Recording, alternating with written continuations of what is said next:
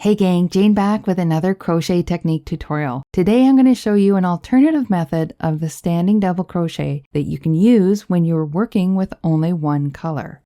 I've been making my way through alternatives to the standard beginning chains, those awkward looking chain 1, 2, or 3 stitches when starting your rounds. Chain stitches serve a purpose, which is to square up your first stitch to the height that the row is going to be. And I've done tutorials on standing single crochet, standing double crochet, and stacked single crochet as alternatives. My fave is the standing double crochet, but it's only used when starting a new color or a new piece of yarn. And I got thinking, what if I'm going to continue with the same color or want to work a solid color granny square? Couldn't I find a way to do the standing double crochet then? So I started experimenting, and I've come up with an idea that I'm going to show you today. I'm calling it a standing double crochet alternative using the same color. I haven't seen anything like this out there yet, but if any of you know this technique by any other name, I welcome you to let me know in the comments. Today I'll take you through the step-by-step of this standing double crochet alternative method, and I'll be showing you how to do it on a regular round, as well as how to work it when doing a magic ring. So let's jump in and take a look at what this standing double crochet looks like compared to the standard chain 3 that most patterns use at the beginning of a double crochet round. This stitch not only looks like the other double crochets in the round, it has a regular stitch top to work into. Unlike the chain 3, which doesn't match the other stitches,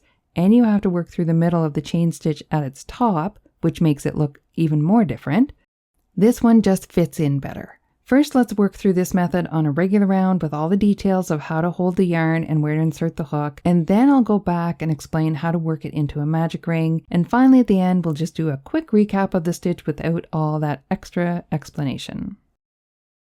Now taking a closer look, this one is the imitation of the standing double crochet that we're doing. So let's go back to this round and I'm going to show you how I made this one. Then I'll go back and show you how I do it into the magic ring. So here we have a regular first round of double crochets, and I do have this method used here. So I will be able to show you how to join that as well. It has a top just like the others, which is what I really like because you feel like you're just joining into a regular double crochet. We do this by doing a regular join to end our round. So going under the 2 loops of that first double crochet, yarn over, pull through, and pull through the one on the hook. That's a normal slip stitch join. Okay, now we begin the standing double crochet method when we're continuing with the same color of yarn. What you want to do is pull up this loop to about the height of a double crochet. So you have extra loop in here. You're just pulling it up. That's all you're doing. Hold on to it with your finger so it doesn't move or change or you lose it. Go back into the same stitch that you slipped into, yarn over and pull up a loop, just a little loop. Don't pull that one up. Just leave it right next to your work. Still hanging on to the original big loop, yarn over and pull through just that one loop that you created, the first one. This one at the front of the hook. Let's take a closer look at that. Now I have 2 loops on the hook and I can let go of that one. What I want to do here is twist this before I do the next yarn over and pull through. I take the hook and I twist the end towards me and the hook part away from me. So I'm doing it clockwise, I guess you could say, all the way around. I use this method when I do my twisted edge stitch, the twisted cord stitch. I have a video on that as well. Same idea. You just completely rotate the hook around. It is important what direction you do it in. If you're right-handed like me, it's clockwise. Now making sure everything isn't too tight or too loose, just nice, keep your tension. You'll learn this tension as you go. Yarn over and pull through the 2 loops on the hook. I've created a double crochet. And it looks like a standing double crochet because it is kind of similar to it. Now, again, if I were to do a round of 2 double crochet in each stitch, I would yarn over the hook, insert into that same stitch I just worked into, and complete my double crochet. I now have 2 double crochets. So let's go back and I'm going to show you how to do it into the magic ring, and then I can also show you how to join it at the end of the round. So magic ring, lay your yarn across your palm, hold it in place with your thumb, yarn over the first 2 fingers, crossing underneath and holding that in place, and yarn over 3 fingers. Under the first, over the second, pulling it through and twisting your hook so that the loop is twisted on the hook itself, and do a chain 1 to hold it in place. There we have our magic ring, and we're ready to do this version of our standing double crochet to begin a round. I have a chain 1 here. You don't normally do a chain 1, but I need to hold my magic ring in place. Take your hook and pull up on this loop the way that we did before, so you have extra space in there. It's about the height of a double crochet. Now, holding that in place with your finger, go back down into your ring, yarn over, and pull up a loop, but don't pull it to the height of this one, just pull it right to the ring. Yarn over and pull through again, just that same loop at the front, keeping this nice big one back here. Now we have the 2 loops on the hook, keeping this one a normal height, and this one is nice and loose. It already is. It is what it is now, can't change it. So now we rotate the hook. So we pull the handle towards us, going clockwise, and then we push the handle away from us to get to the top again, and then we pull it back towards us to complete the twist. 360 degrees. If you're right-handed like me, you're going clockwise. Now I want to make sure that your magic ring also doesn't go all kaflooey. A lot going on here. Yarn over and pull through those 2 loops. And if you feel anything's wonky, you can just pull a little bit on that cut end just to make sure everything is snug. And there you have what's considered a standing double crochet worked right into a magic ring. So I would continue to work double crochets into that ring. So there's a second one. See how much they look alike? And it's so much nicer than the chain 3. So I'm going to work 12 total, including this one, and then I'll show you how to join. So before I do that, let's use our stitch marker so that we can find this stitch when we come back to it, because you have to get used to what the tops look like. This is our regular double crochet here.